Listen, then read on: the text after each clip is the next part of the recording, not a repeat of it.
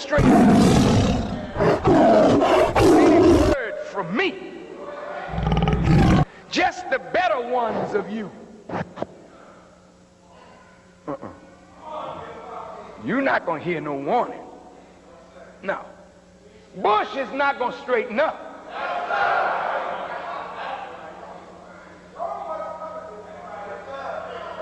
Deng Xiaoping is not going to straighten up. The world leaders are bent on their course. They don't straighten up with no preaching. The shock of the hour has to be so powerful that it casts terror into the heart. Make you drop to your knees like the oxen that is being laid under burden.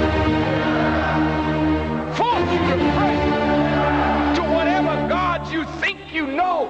Make you call him.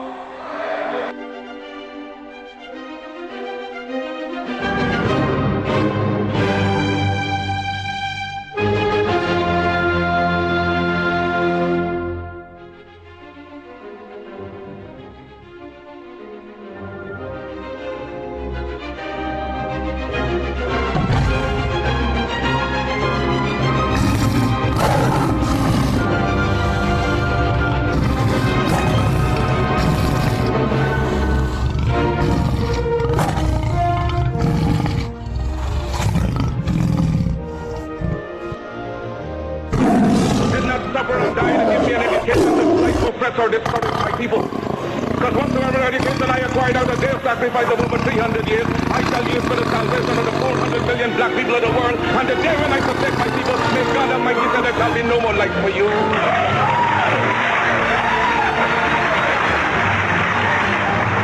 I unequivocally rejected the racist assumption of much white American Christianity, namely that God had created the black man inferior and that he had intended Negroes to be a servant class, hewers of wood and drawers of water.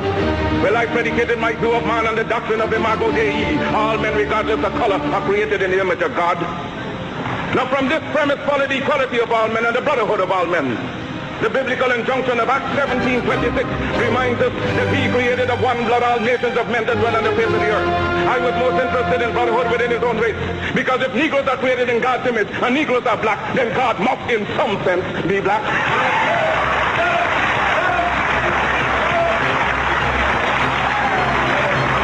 If the white man has the idea of a white God, let him worship his God as he desires. We have found a new ideal. Because whilst our God has no color, and yet it is human to see everything through one's own spectacles, and since the white people have seen their God through their white spectacles, we have only now started to see our God through our own spectacles. For we believe in the God of Ethiopia, the everlasting God, God of Father, God of Son, God of Holy Ghost, the one God of all ages. That is the God in whom we believe, but we shall worship him through the spectacles of Ethiopia.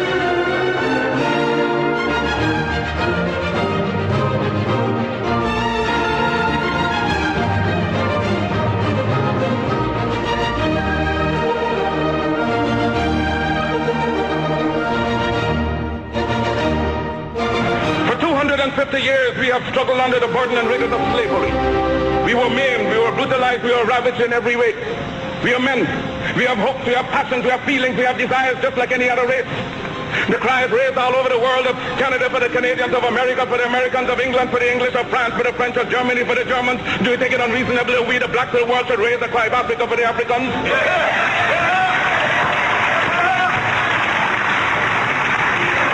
The Negro is the man. We represent the new Negro. His back is not yet against the wall. We do not want his back against the wall because that would be a peculiar and desperate position. We do not want him there. It is because of this that we are asking for fair compromise. Where the Belgians have control of the Belgian Congo, which they cannot use, they have not the resources to develop nor the intelligence. The French have more territory than they can develop. There are certain parts of Africa in which they cannot live at all. So it is for you to come together and give us a United States of Africa. Yes, sir. Yes, sir. We are not going to be a race without a country. God never intended it, and we are not going to abuse God's confidence in us as men. We are men, human beings, capable of the same acts as any other race, possessing under fair circumstances the same intelligence as any other race. Now Africa's been sleeping, not dead, only sleeping. Today, Africa's walking around not only on our feet, but on our brains.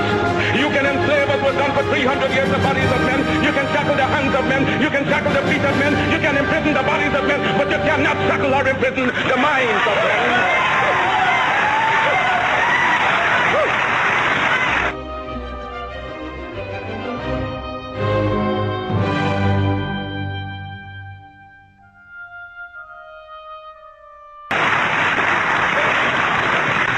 Dive down, black men, and dig.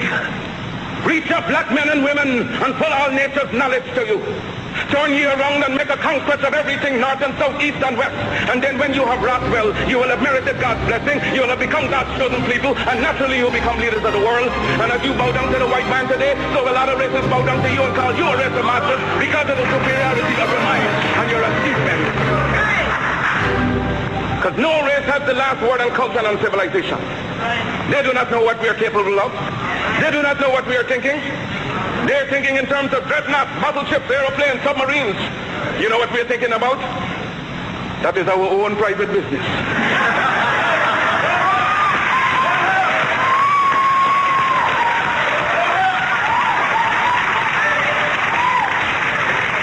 So give us credit for being able to use our minds.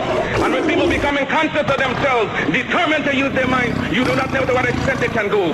Liberate the minds of men, and ultimately you will liberate the bodies of men. We love the white race, not for social fellowship, but for the common brotherhood of God intended we should live. What satisfaction can anyone get in being happy and see his brother wallowing in filth, dirt, and disease? How can you be happy living in luxury and your brother's living in disease? And then when you try to help the one out of the disease, the subtle culprit talks about disloyalty. Black men of Carthage, black men of Ethiopia, of Timbuktu, of Alexandria gave the light of civilization to this world.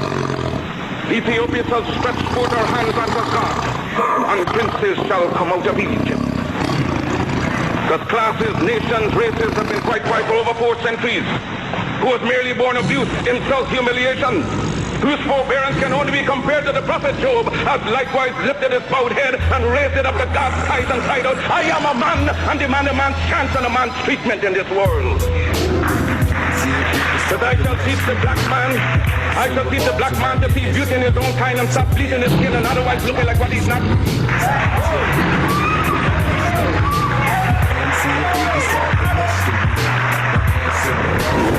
Back in the days of slavery, race mixture, miscegenation had occurred because the African woman had no protection from the slave master. Therefore, there is no need today for black people to themselves freely continue a practice that smacks so much of slavery.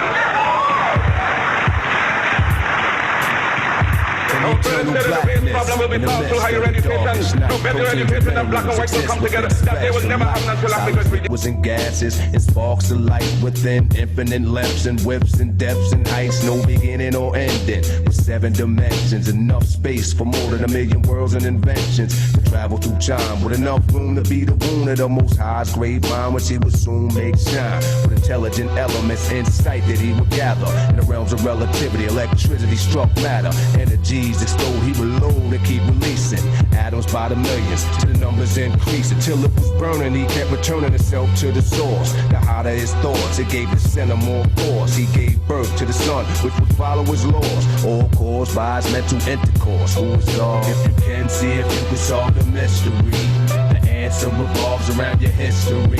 So carefully, I drop this degree, scientifically and realistically. Crispus Attucks and George William Gordon are entitled to the halo of martyrdom with no less glory than the martyrs of any other race. He began to explain his craft, the master in the attic. He dealt with measurements, his language was mathematics. His theoretical wisdom or the numerical system, the complete number 9, which means born or existent. He gave birth to all planets, inorganic and organic. So you wouldn't take it for granted, they rotated their own distance around the sun and fully submit to the existence of one. And each one was promised everlasting perfection. If each one keeps spinning in the same direction to the east, and each speak the motion of peace and harmony, and each show devotion and teach the universes to come. The whole world must go according. All your galaxies are mirage, your stars start falling. So stay in your orbit, maintain safe and sound like the planets. Your cycle remains perfectly round. If you can see if you can solve the mystery. The answer revolves around your history. So carefully, I drop this degree, scientifically and realistically. Let's go, let's go, let's go. When I am dead, wrap the mantle of the red, the black and the green around me. For in the new life I shall rise up with God's grace and blessing to lead the millions up the heights of the triumph. From consciousness to consciousness, our knowledge and his wisdom, his response is this. Our understanding, which is the best part. He picked the third planet where new forms of life will start. He pursued, show and prove every move in order. Back to the source, he let off his resources in the water. Climate's climax where the climate is at high degrees. Seeds start to breathe deep in the darkest sea. And the plan is to lay in the clays that form land and expand, using the same clays to born man in his own image. Our origin begins in the east. Culture rise to free with the powers of peace. Dealing equality, nature's policy is to be God. Build and destroy positively, born life like a law. And each one was given everlasting perfection. If each one keep living in the same direction, and life was life, and love was love. We went according by the laws of the worlds above. It showed us physically we can reach infinity, but mentally through the century we lost our identity. Life started ending, we got trife and started sinning. Lost touch with the beginning, now cipher stopped spinning. And what was once easy became confused and hard, which brings us back to the mystic question, who is God? 66 trillion years since his face was shown. When the seventh angel appears, the mystery will be known. Check Revelations and Genesis, say Luke and John. It even tells us we are gods in the Holy Quran. Wisdom, strength, and beauty, one of the meanings of God. G-O-D, you and me, Goma, R's, the wall. Knowledge, wisdom, understanding, sun, moon, and star. Man, woman, and child, and so is the law. If you can see if you can solve the mystery, the answer revolves around your history. So carefully, I drop this degree, scientifically and realistically. If you can see if you can solve the mystery, the answer revolves around your history. So carefully, I drop this degree, scientifically and realistically. Bear witness to the law gave birth to all, for Allah was all, and therefore life itself. And the universe gave birth to man. The universe was man, and man was the universe. And the universe was always existed, and existence was life, and life was a law. And the law had no beginning because he is what always was. Rock him a law. Peace. Now who is God?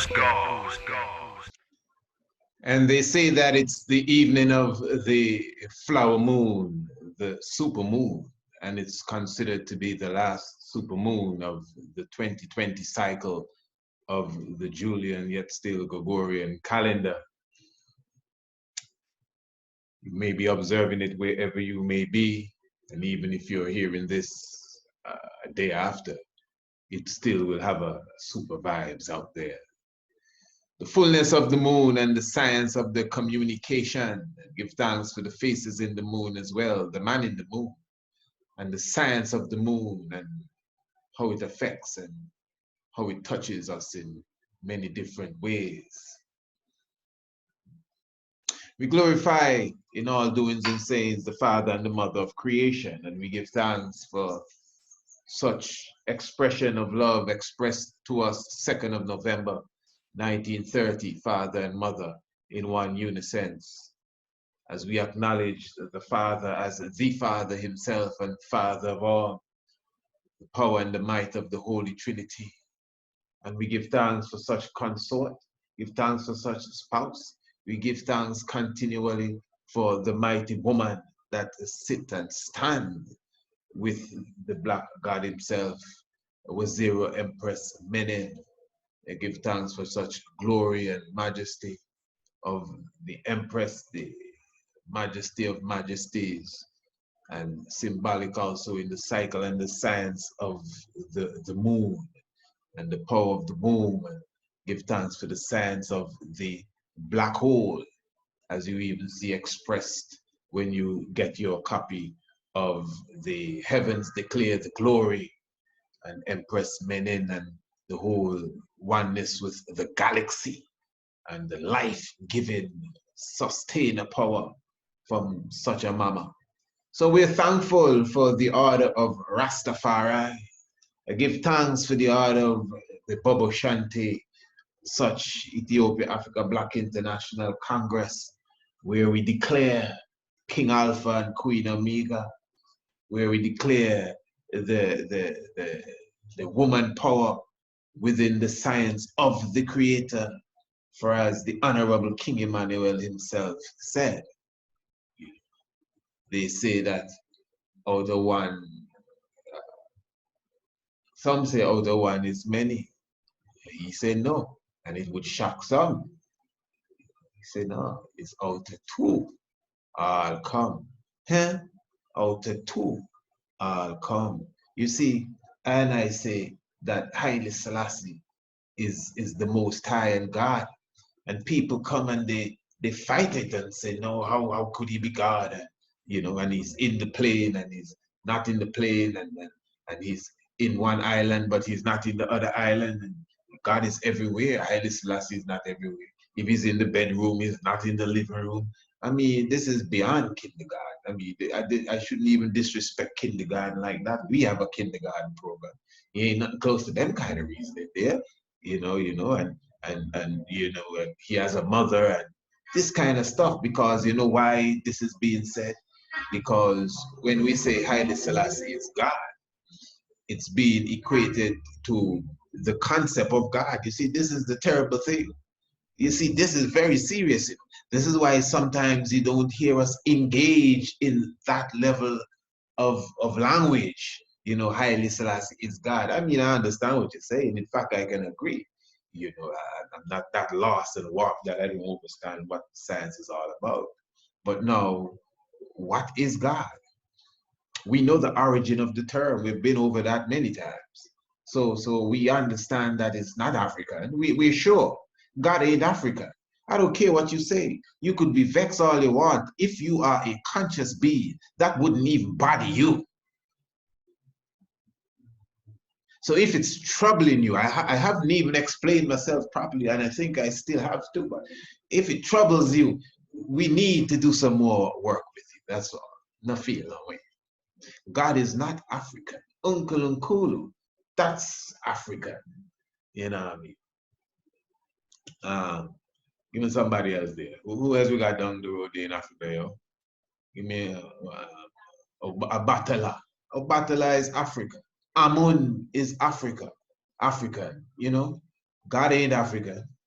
Jesus ain't African, you see. So this is what I'm saying. So sometimes when Rastafari say, you know, Haile Selassie is the second coming of Christ. So somehow it penetrates in the ear that we're saying that Haile Selassie is Jesus come again. You understand? So because it doesn't seem like he does the Jesus stuff, he gets disqualified in the eyes of many, you see. So we shouldn't rush to equate Haile Selassie with Jesus, you know. Even the God thing, this is what I'm saying. Sometimes when you say it, you got to be clear.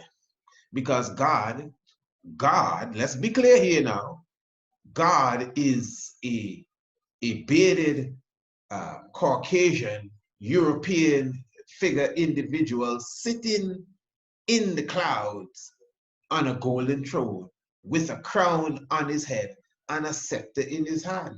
That is God. And I don't mean that is the people's idea of Godhead. If we got to be clear, if we're going down to the root of etymology, not really etymology, but the language, the vernacular, if we go down to the root of that, that's who God is.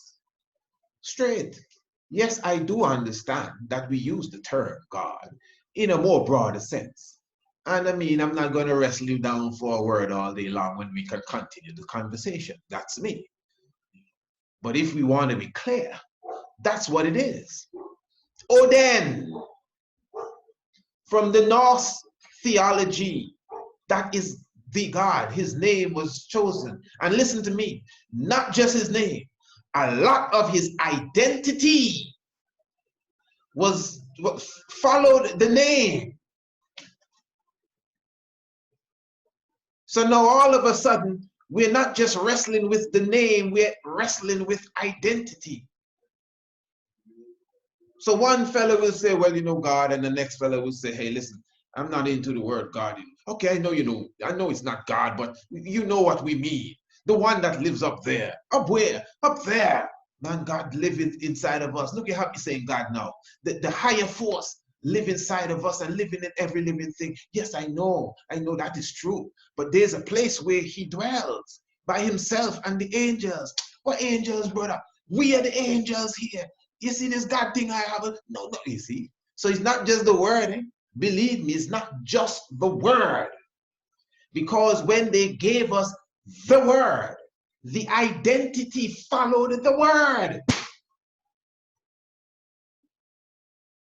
So when you're quick to say Haile Selassie is God, and then people put you in a corner now and say, yeah, you sure? So how come? And how come? Because you have equated him with the things that come with the how come and how come. In a sense, they're right to ask us them questions there. You know, we got to own our stuff, own our identity, own our language, you see. And this is why, you know, I'm quick to equate Haile Selassie with the prophecy of Asa. You know, yes, Haile Selassie is the prophecy of the Lion of Judah spoken of in the scripture. Bible we're talking now. And the whole Asa thing, but then again now, when you read about Asa, what they're going to tell you? That's the first Egyptian god. So you're going right back to God again, you know? And that's why ones would wrestle with you and say, well, these are not gods, they're Neter. And ones will say, well, or the Neteru. But one will say, well, yeah, but Neteru mean gods. No, you don't mean no gods, brother. Yeah, no, this is very serious. Because language is key. And definition, deafening, man. You can't hear what's going on. And this is what it means. They too mean.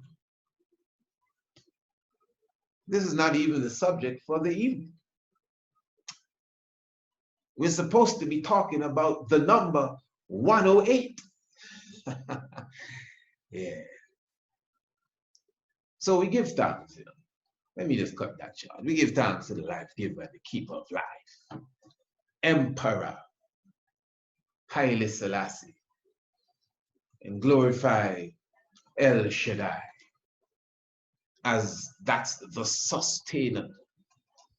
And we know that even in our ancient mythos, we see the kings suckling on the breasts of the mother, on what was the right term for the cow? I never remember. Paps, udals, something of the sort of Hathor.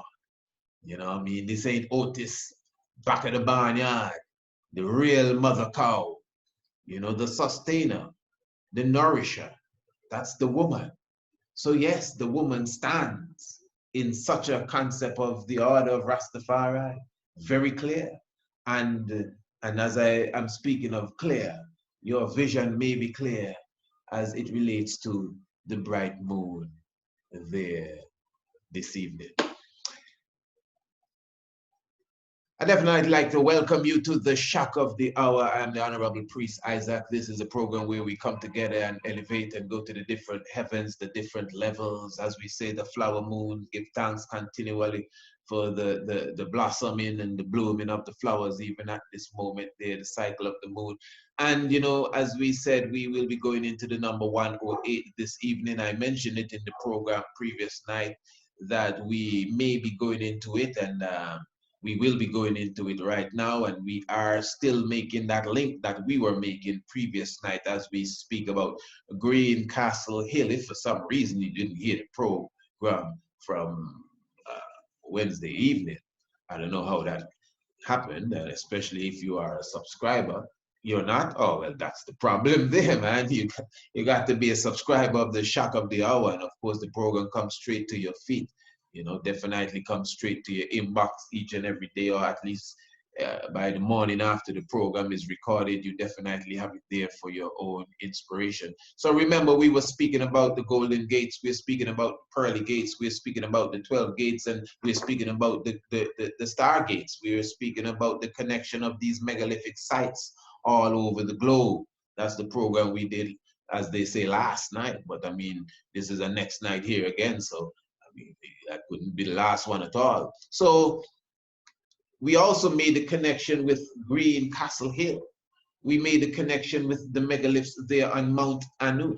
We also highlighted the book Anu, Ancient and Modern, which speaks of the spirit of the land, because it's more than just the hill. The hill is connected to the land. I mean, the land is connected to the earth. The earth itself is a mystic zone. As that brother was saying to the other brother that was talking about God, we are all the gods. We are all connected to the earth. We are all one. We are all part of this cosmic vibration, you know, the Most High, the all in all, the Allah, all in all. We are all a part of it. We are a part of such an experience, you know. So yes, most people identify people by their head, you know. But even if you have diabetes and they chop off your toe, that's the toe is you, eh? It's not your toe, you know. That's a piece of you. Not like, well, you know, that's something gone. Yeah, you may be still around. I know the head is very key, but all the parts count. That's the point. All the parts count. But we understand that the head is key. That is why even the general in the battle gets a specific level of protection because of his importance. Not that the general don't understand that we are all valuable, you know what I mean, in the sight of the Most High, but we know why he is the general. There's a reason why he's the general. And the wicked would love to get the general hit out, because believe it, it's better to get the general than to even get 100 of your best fighters, because the general is the general because he understands the war. Yeah, man. So that is the science, but yet still we're all a part of that oneness. So as beings, this is serious. That's why we highlighted in that previous program of not just the landmass. We were speaking of myself and my nativity, and just the natural connection with the stars. And I do dare say again, the Black Christ spoke of a man that shall come and shall read the stars. I don't know who's still waiting to see who it is. Born in the star country too, where the megaliths, naturally, nobody come and put them there, align with the stars. The land of 108 square miles, of which we have made the link and showed you that the Vatican, which is supposed to be, for sure, supposed to be, I'm talking about, the holy city, the city of the Vicar of the Most High. 108 acres it sits on. So the number 108, very significant. So we're going to get into that in a moment. I'm going to be presenting to you a presentation done by, well, first, before I go to the presentation, I'm going to present to you a small clip, just about 2 minutes, by Sadhguru. Most of you, I'm sure, would know of him. And not Yogi Raj now, this is Yogi Sadhguru. And he also will be just giving a quick understanding of the number 108. And then I will be going over to a YouTube lecture that was our presentation given by Paraven Mohan, talking about 108 as well. And that will be very, very interesting for you to listen into that one. That's really the meat of what we're going into. So, all right, bam, bam, bam. Listen, before we do all of that, I'm just checking this out. I have a few other things I want to show you. Let me just give you the Sadhguru. Let me give you his presentation first as it relates to 108, and then we'll take it from there. Listen to this.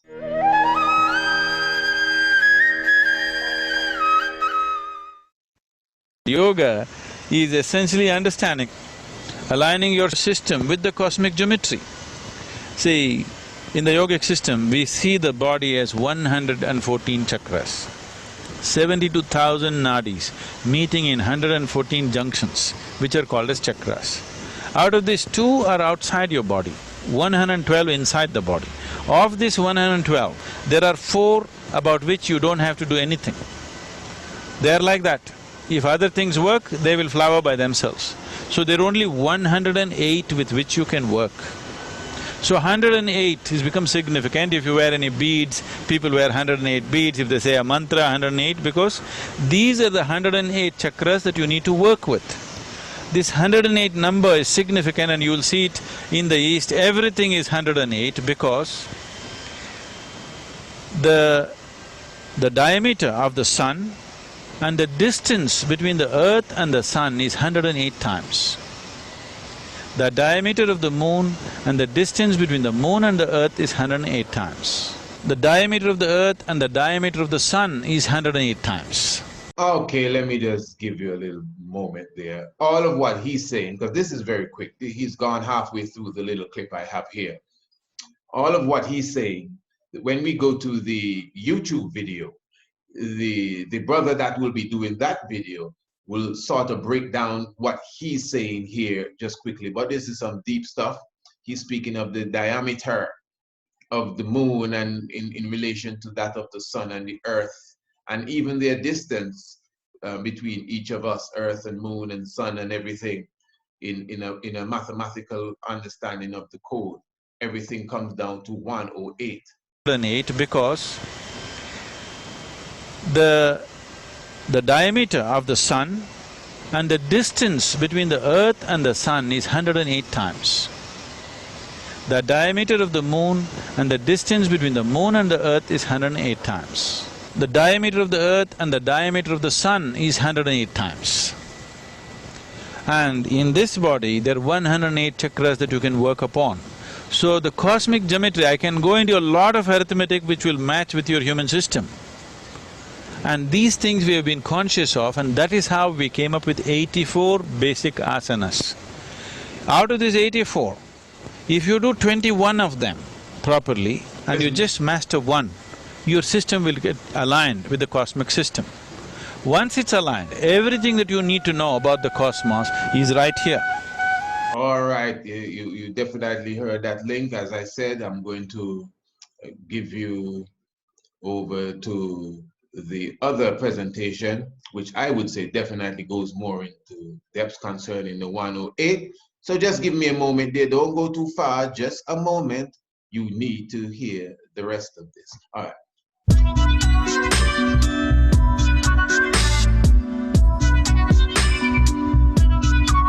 Never living I Selassie, I ever present. Enoch and the host, Methuselah, Elohim implements. Still up mystified academics and burials in infringements. In the Royal Temple Mountain, still as dumbfounded as in the beginning. In the cavities of the earth, catacomb and mazes blind opening. While simultaneously the world, the podium prelude, His Majesty speak, listen. International decorum concern the laws of human governance. Of spirit it is still relevant and unresolved. The laws of moral restraint and thing. All the headlines reflect the most right now. What Rastaman saying? When the established disorder is reordering. And them a watch it like a global warming, galactic connectedness. While the earth is a living thing, we bling thing, keep living thing, green pastures and green thing, they keep giving thing. Ecosystem so immense and still so delicate. The art and the sciences of each living breath it is. No matter how much fighting for is the whole breeding is. Bring it to him, the king, no matter how much the fighting is. The highest living breath is living, never spin. David Jones still never lacking in. It was another who was lacking in right heart within. His word show his balance as the fulfilling lion of the tribe of Judah, king of kings.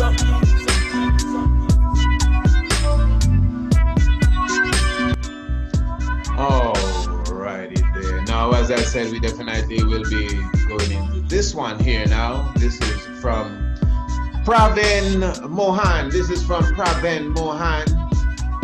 Let's give Pravin Mohan a listen here as it relates to the 108 and the science of the 108 zone.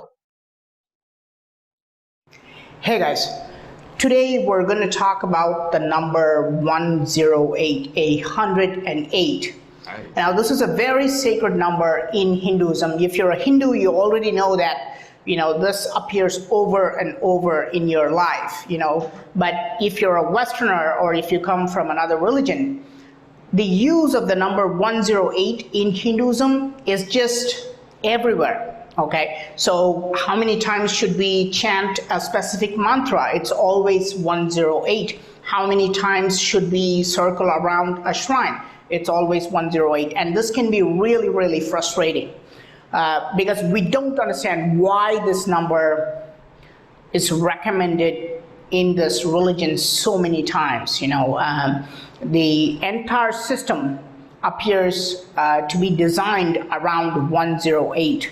Not just religious stuff, like everything Indian is designed around this 108. For example, there are 108 karanas or transitions in Indian classical dance. There are 108 musical meters or talas in Indian classical music. If you ask a priest how many attendants or helpers does Lord Shiva have, he just expects you to know that it's 108. If you ask the priest how many sacred temples does Lord Vishnu have, he will just look at you and ask you, don't you know it is number 108?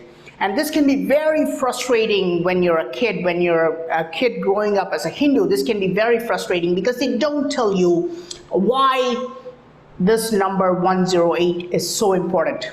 I don't think anybody knows this.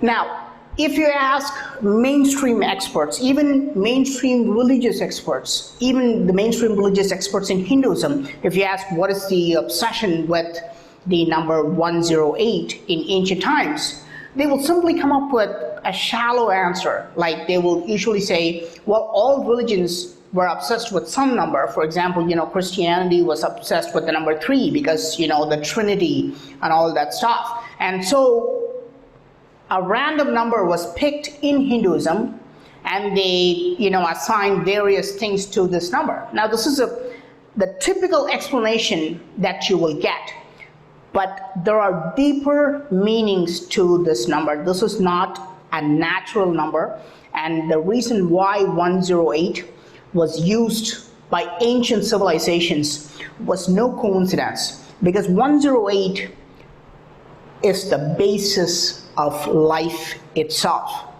I know that's a big statement, but 108 is the basis of life. Without this number, without this 108, there's no life at all. Now, what do I mean by this? For example, if you're a healthy adult, you will breathe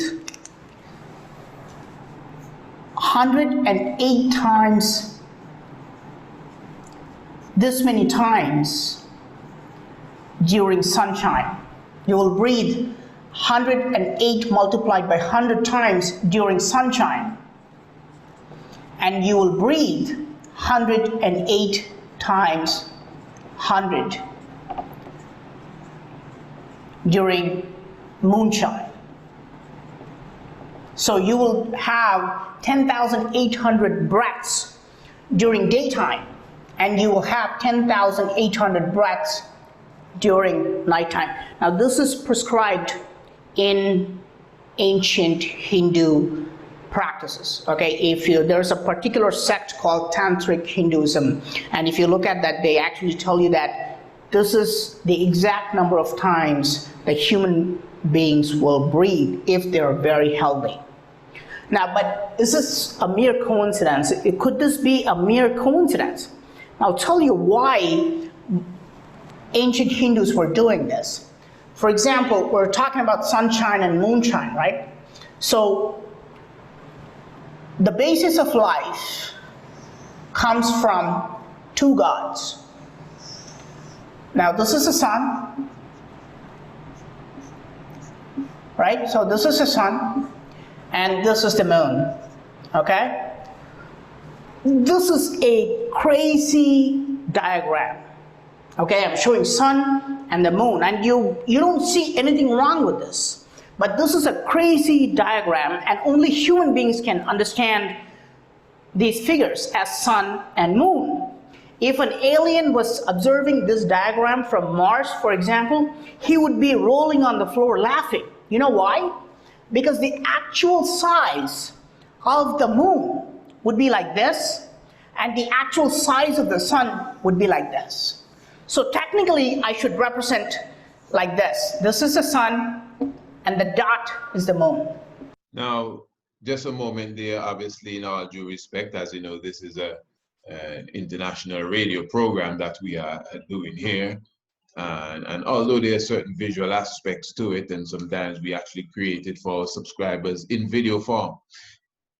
But obviously at the moment, we're listening to the presentation. As I mentioned before, it is a YouTube video, and I already gave you the information where it can be seen. 108, The Secret of Life, is the official name. But basically what he's doing is just a simple thing to explain. He's comparing the sun and the moon as far as their size, something that we have talked about several times, because especially when we go into the movements of the sun and how it connects with the stars as far as theology, sometimes we have to do that academics just to kind of let the listener understand the science of it.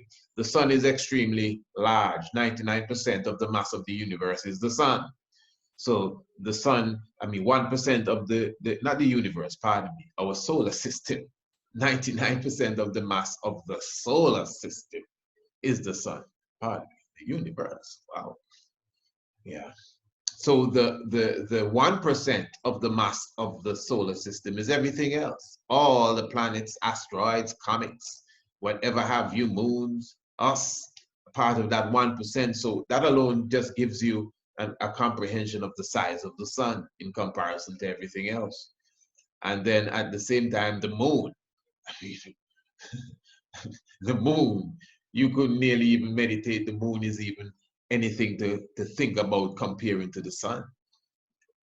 But yet still, from where we are on planet Earth, the moon and the sun appears to be the same size because of distance. That's saying 108 times 100 that he's been talking about, and all of that that's in play right there. While the moon and the sun, just appears to be the same size. In fact, that's why you have an eclipse, and the moon or the sun passes in front of the earth and into the shadow of the other, whether it be the moon or the sun or the moon. So you have that solar eclipse, pardon me, or the sun will lunar eclipse the moon in the night. You see the science there with the understanding of them not being the same size, but because of their size and the distance apart and in relation to the earth, they look the same. So he's just saying now that if you were to draw a picture of the sun and the moon the same size, and I think he said an alien was looking at it, the alien would laugh, because from where the alien is on Mars or wherever he said it is, they will obviously look much different because of the distance. It's just a simple thing he's explaining. But where we are, they look how they look because of natural design, the hand of the Most High that has put all of this in its motion. So I think you gather that. So he's explaining, but from here, the sun and the moon seems to be the same size, but in reality, the sun is much bigger than the moon, but from somewhere else, you will see a totally different picture again. It has to do with where you are. But where we are is like it's just the perfect place that our moon and the sun appears to be the same size. All right, continue, brother. But why do we see them as the same size? And now this is special only for Earth. No other planet has this. We see them both as the same sized objects because of the number 108. Okay? The sun is 400 times larger than the moon. Okay, it's 400 times larger than the moon. But yet, have you ever observed a solar eclipse where there is the sun and then the moon comes in between, and the moon completely fits the sun? It's almost like they're perfectly aligned. How is this possible? It's because of this number 108. Now, what do I mean by this, right? Okay, so let's look at our solar system, and then let's look at a few things, right? One is this, there's a sun like this is the sun, and this is, let's say, the Earth's orbit. Nothing is drawn to scale, guys, okay, by the way. And please give me some slack because I'm doing it on the fly. I'm gonna make some mistakes, and give me like a 2% error margin, okay? Please, okay? Because I'm just, thinking on the fly. There's no script here. So here's the sun, and here's the Earth, and there's this moon coming around, right?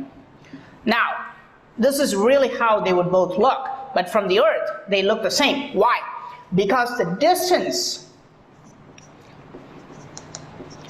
between Earth and sun, this distance divided by the diameter of the sun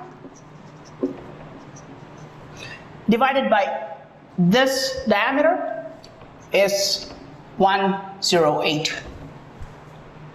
Okay? And you may think, well, that's fine, that could be a coincidence. No, remember, we're talking about why the moon appears the same size as the sun. It appears the same because the distance between the Earth and moon and the diameter of the moon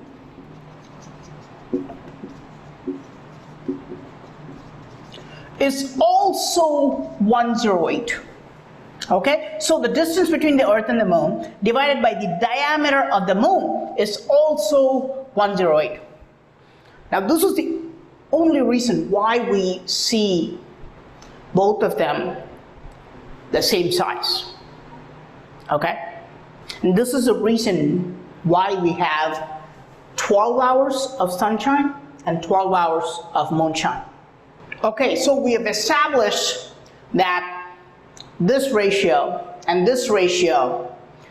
Now, I just want you to know that if you come back and say, no, this is like the current distance between Earth and Sun is, this ratio is 109, you would be right, okay? Because this is an elliptical orbit, and this number changes, fluctuates. But if you look at the mean value, that would be 108. And remember, I told you to give me a 2% error margin, okay? Because exact science is not exact science, okay? Now, we have established that 108 is an important number, right? 108, it's a freaky coincidence. If you're not a believer in God and all that stuff, this is a freaky coincidence to have. And this is the only reason why both these things appear the same size, okay? Otherwise, we would have to show it like this. But why is this important? Why do they have to appear the same size? The only reason life exists on Earth is because they're of the same size to us, because they're designed in a way that they appear the same size to us. This is the only reason that life exists on planet Earth. I know this is a big statement, but let me clarify that. Is sun really important for life? I don't think we can argue this point, okay? I think everybody would absolutely agree with me that sun is very important for life to exist. Without the sun, forget human beings and animals, even plants, most plants cannot exist. And then the sun has to be in this size, in this distance to us, in this ratio, which makes us lucky enough that we're not too hot or too cold, okay? So this is absolutely important that the sun is in this ratio, and it is the basis of life. Now, and you may say, well, what about the moon? We're going to talk about that, but let me clear this board. Now, is the moon really important for life to exist? What happens if the moon just vanishes one day? Would life no longer exist? The moon is very, very important for life to exist. Now let's look at this. The moon takes about 28 days to go around the earth. Okay, so this is called a lunation. It's about approximately 28 days. A healthy woman would have the exact reproductive cycle as a moon.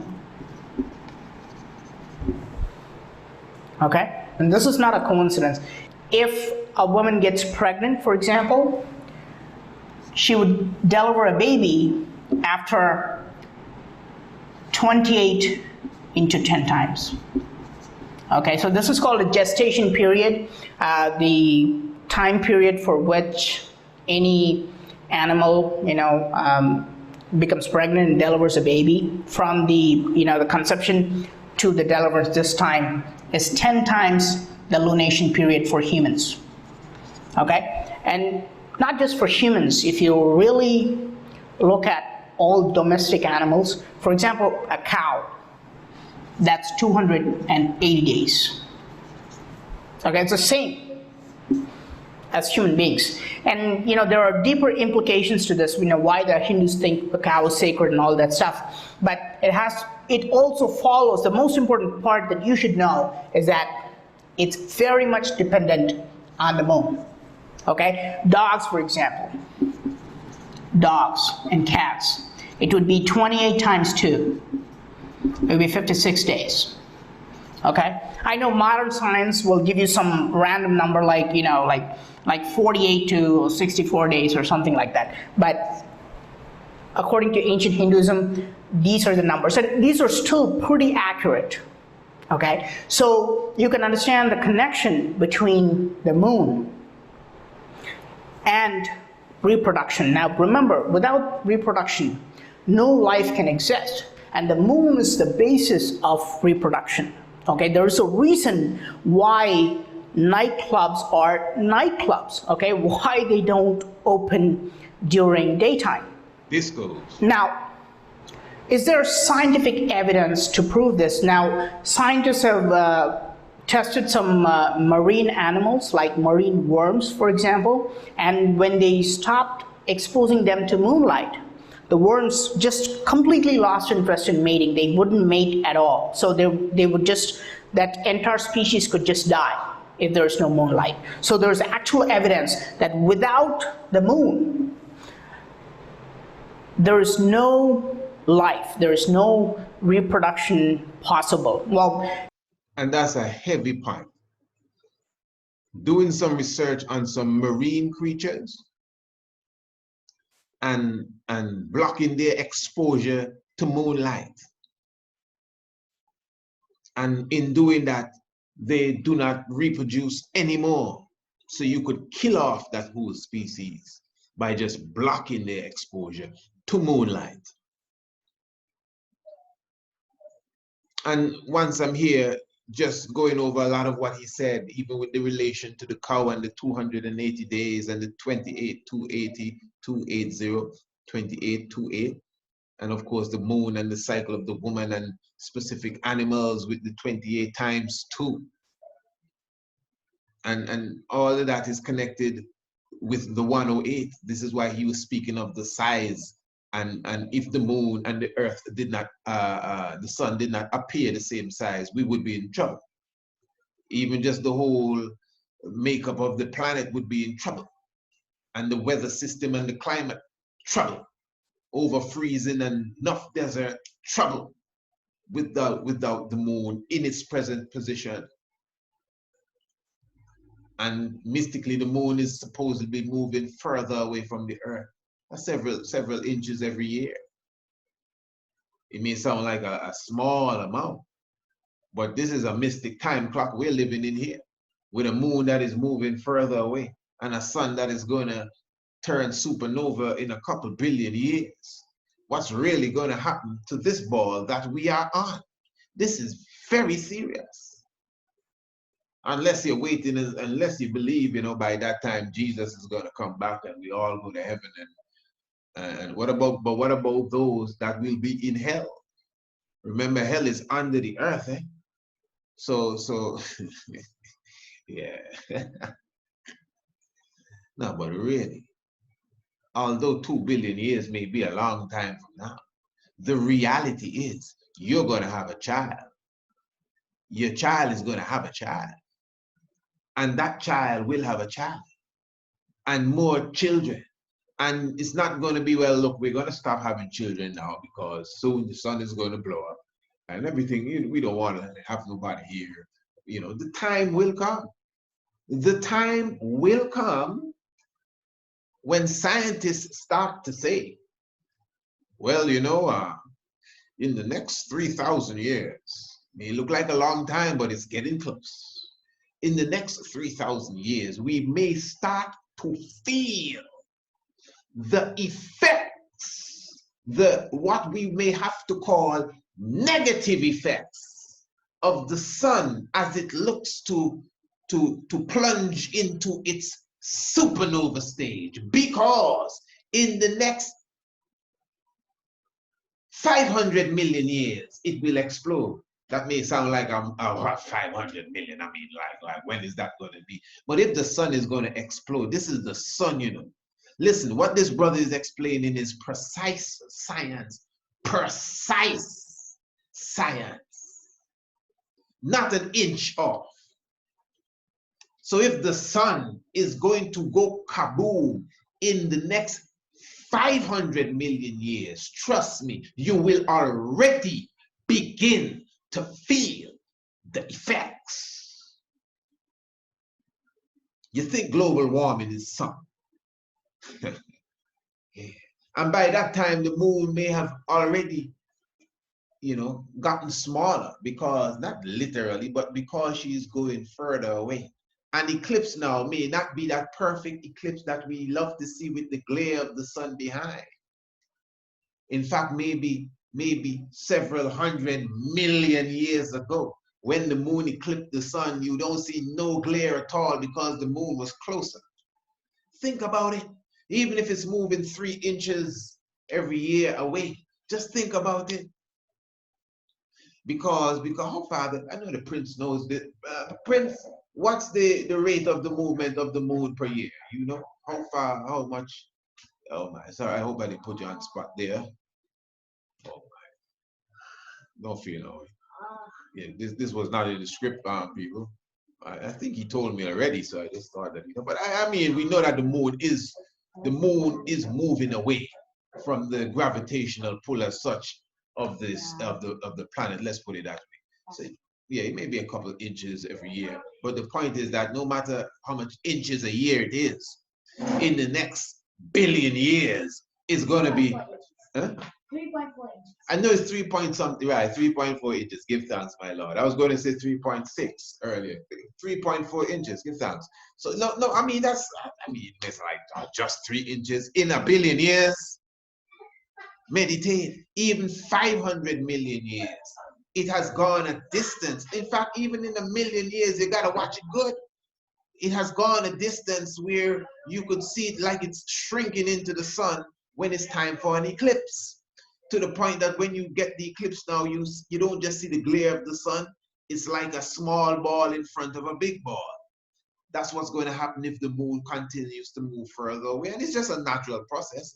It's not a sin. It's nothing that you did wrong. It's just natural. The sun going to explode. You see, the sun may get bigger first. Might implode too. It's a balance, but it will grow. And even before it says boom, you ain't going to be nowhere around to see that say boom. Nobody for you going to be around to watch that say boom. It cannot happen. It cannot happen. Even before it says boom, it is predicted to get bigger and swallow up Mercury and Venus, and you know how the rest go. But by the time it's ready to hit Mercury, you got to keep in mind, these planets are not as close to one another as we see on these drawings, because a lot of them things is drawings. There ain't no real thing going to take no picture of a lot of these things here. They are drawings. But the distance, man, the distance. There's a wonderful documentary. I need to watch that documentary again so I could even highlight it to you properly, because I cannot remember the name of the documentary. But what the documentary basically is showing you, the documentary is showing you the distance from the sun, the planets are from the sun and from each other. So what they did in the documentary, I think they took like a basketball representing the sun. So they began with the first planet, which is Mercury. So Mercury would have been, let's say, a small marble. And the distance that they had to go, this is a ratio, from the basketball to place the marble to say, well, you know, if we expand this, this is the real distance from the sun to Mercury. They went almost a half a mile. I am not exaggerating. I'm going to look for that documentary. These are scientists, who supposedly know the real distance, you know, and not know the real distance, the same distance that they give us, that we are supposed to accept, the distance from Mars, from Mercury, and from the sun to Mercury, and the distance from the sun to Venus, and the distance from the sun to Earth, and all of that stuff. So the 93 million miles that the Earth is from the sun, it's like about, from the basketball, man, I'm sure it's at least 3 miles. I know I'm not exaggerating. So the point I'm making here is that although we know that we are extremely far away from these objects, it's much further away than you even think, than your imagination, because a lot of these, you know, a lot of these pictures that we've been shown, although the whole concept of the sun and the planets going around the sun is a true concept, you don't have to worry about that. Remember, the earth is not flat. Even in Sumer, don't let them fool you. Even in Sumer, which they teach your children is the oldest civilization. And they teach us the same thing too. All right, we ain't arguing. We're not going to fight with ourselves. It is a very old civilization. If you say it's 4,000 years BC, all right, give thanks. 4,000 years BC, in our creational story, we were describing all 9 planets, the 9 of them too, all of them. Anshar and Kishar and Tiamat and how the rest go. And Marduk was coming into not even 9 planets. They had a 10th one as well. But the point I'm making is they understood, even in their drawings, in the cuneiform, we had the sun and the planets going around the sun. So the same people that is telling us that Copernicus and Galileo discovered this and discovered that, and give Galileo the praises for letting us know that the sun really is central and the planets went around the sun. This is in, when this is now, 15th, 16th, 17th century, whenever, AD, when 6,000 years before that, we already have that on our cuneiform, that the sun is in the center and the planets, even Saturn down to its rings, going around the sun.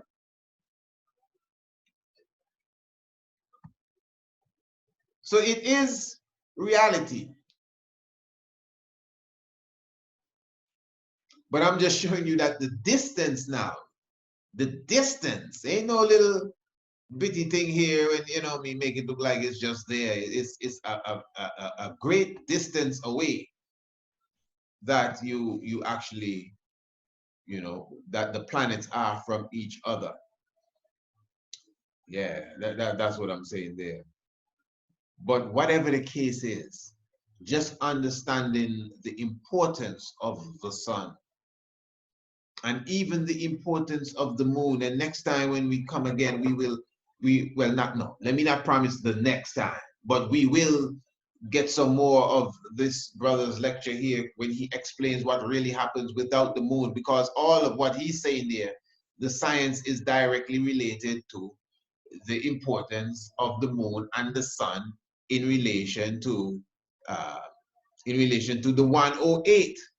And this is why even in our previous programs, program, we were talking about that mystic science coming down to the whole aspect of the Stargate again, and how the Stargate is extremely important, and how we see Green Castle Hill as a Stargate.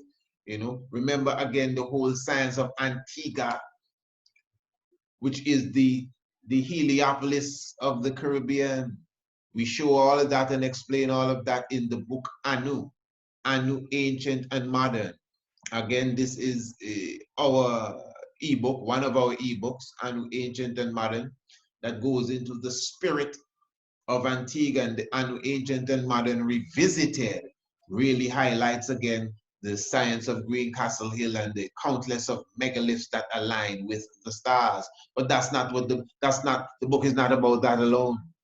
Again, the land, the importance with the numbers, the 365 and the 108. That's why I highlighted the 108 in the Vatican, 108 acres. And it's supposed to be this holy city, where in Green Castle Hill, Mount Anu itself is a holy city representing the church. But the island, not the mountain, but the island is 108. It is the island that is 108 square miles. So that alone is just one of the science, the 365 beaches, which is the science of the sun, you know. And of course, within the book Anu, Ancient and Modern, we showed that direct link when you look at the island chain of the Caribbean and you look at the connection of the River Nile, and where Heliopolis is the same place where Antigua is on the northeast section. Both of them the city of the priest, both of them the city of the sun. The sun is even seen in their emblems, both of them. And at the same time, 365 temples to 365 beaches, you know, and they're both named Anu. Anu is Heliopolis, the ancient kingdom of Anu. And Antigua's port abbreviation is Anu at the same time. So the science is undeniable, number one. I mean, you can't deny it. It's just undeniable. It's the mystics of the earth. So this is why when the brothers are talking about the portals and the stargates that are in the earth, of course, we're going to always overlook the little old Antigua in the Caribbean. But this is the real deal. We're talking about, this is Mara Imbert here doing the research where the megaliths coming out, the megaliths coming out of the earth that align with the heavens. The megaliths at Green Castle Hill are countless. There's no number that you can put to them. Even the gate that the brother was speaking of, the door that goes into the mountains, as I said, right at Green Castle Hill, you also have that. And the mystics are, I mean, we can go into the mystics, which we have gone into the mystics over and over and over again. When you're talking about these rocks, you're talking about stars. You're talking about a mirror of the stars. So the fact that they are destroying the hill, that alone, you got to wonder, so why destroy such a place? And in the documentary we were presenting previous night, remember what they were saying? They were highlighting the fact that these places usually have the military around them. Now, there's no military around Green Castle Hill, but there are quarry companies that are destroying the hill.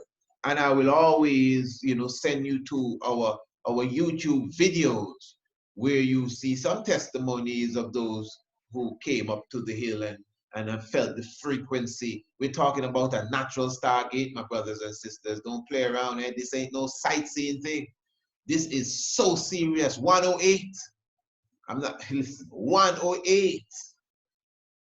And the destruction that they're putting on the hill is a shame. This is why I keep explaining that it's not just like as if your brother is talking. Years we've been on the battlefield attempting to preserve this national and international and universal treasure.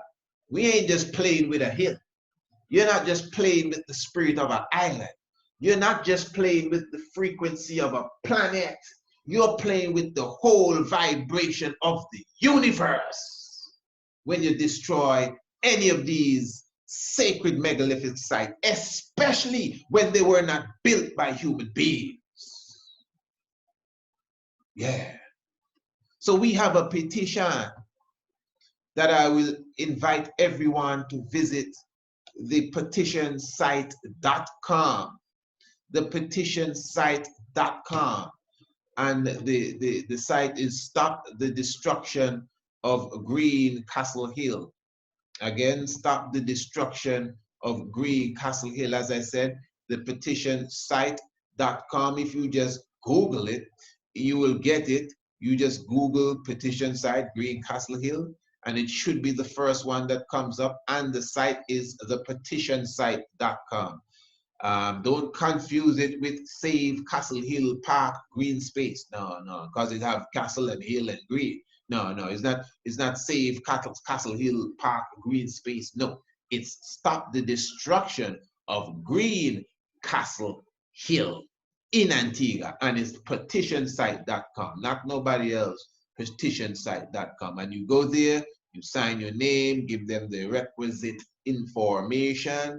We are really looking for the goal of 10,000 signatures. As I said previous nights, I think I kind of, I wasn't behind this as much as I could have been behind of it, but I'm here again on it, and it's there thanks to Brother Rastafari, who really established it for us and even advocated for some of these supporters that we have thus far. Give thanks to the 230 that supported.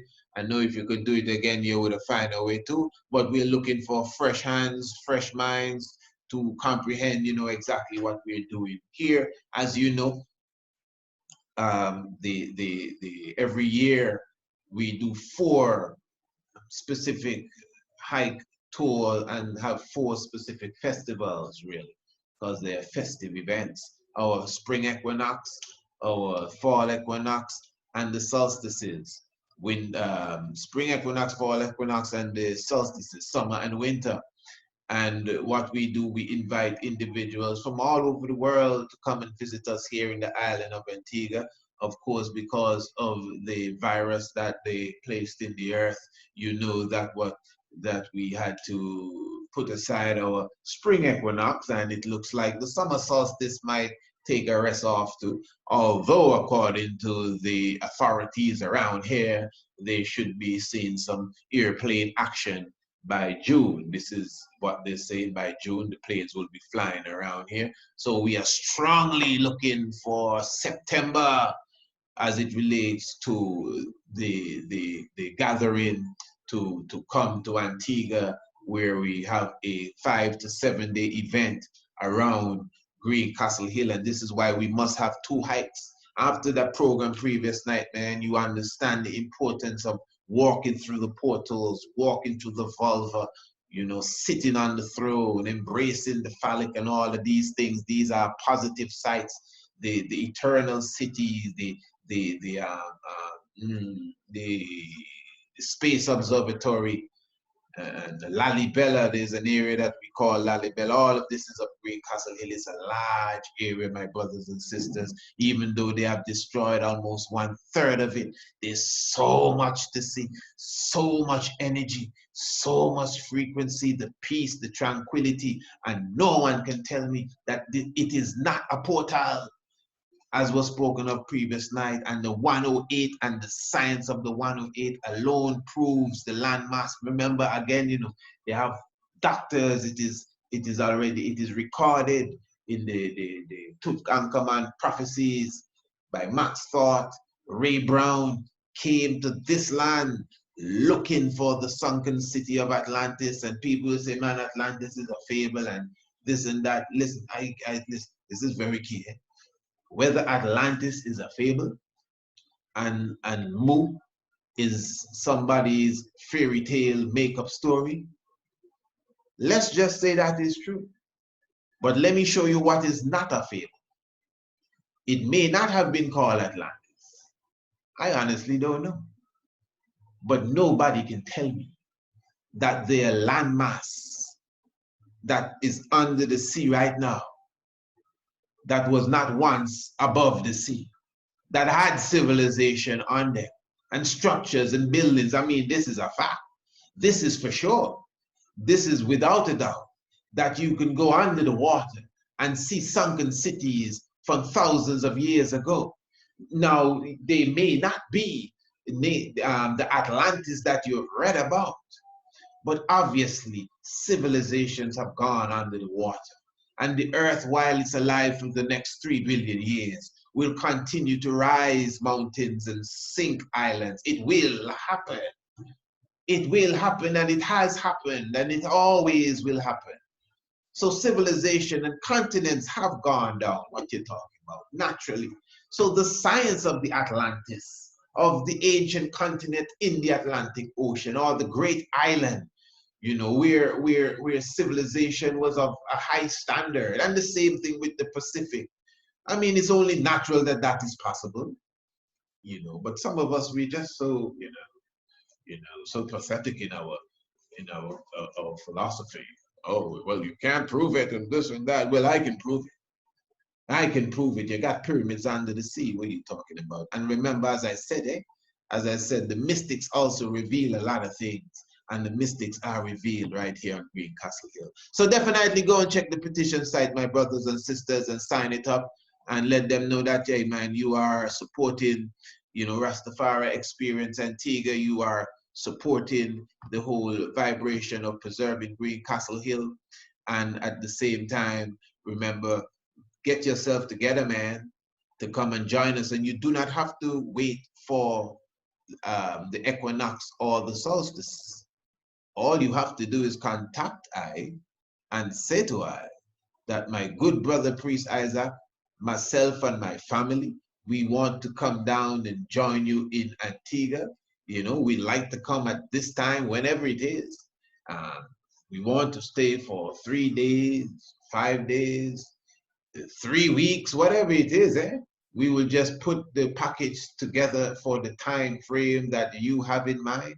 And obviously in quick time, get back to you and let you know, well, these are the particulars that goes along with what you would like to do, and then we take it from there. That's all, and trust me, you're in the best of hands when you deal with us here at Rastafari Experience Antigua. So we are preserving the hill. This is a fight, and remember, at the same time, this is a wonderful read, the book Anu Ancient and Modern. If you have not a copy of the book Anu Ancient and Modern, at the same time, all you have to do, email us as well, priestisaac27@gmail.com.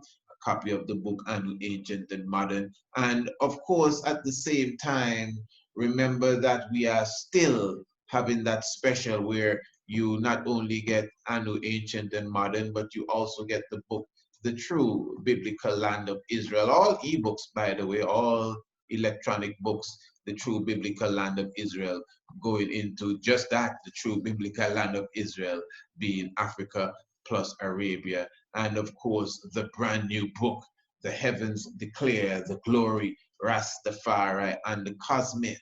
Yeah, man, the heavens declare the Most High's message in the stars. Definitely a wonderful read for each and everyone. All right, you know, I'll take up no more of your time. Give thanks for your presence with us this evening. Definitely looking to see you again. Oh, it's Thursday evening. Okay. All right, well, you know, officially we meet again on Monday, but of course to the subscribers, you know how it is. You never know. I may just drop something special in the inbox for you. Give thanks to the life giver and the keeper of life. As we always say, if you know your Bible and you do not know your history, the knowledge of your Bible will become a mystery. And of course, you know, it takes some realize to realize the real lies that are amongst us. Selassie, Jah, Rastafari, bless.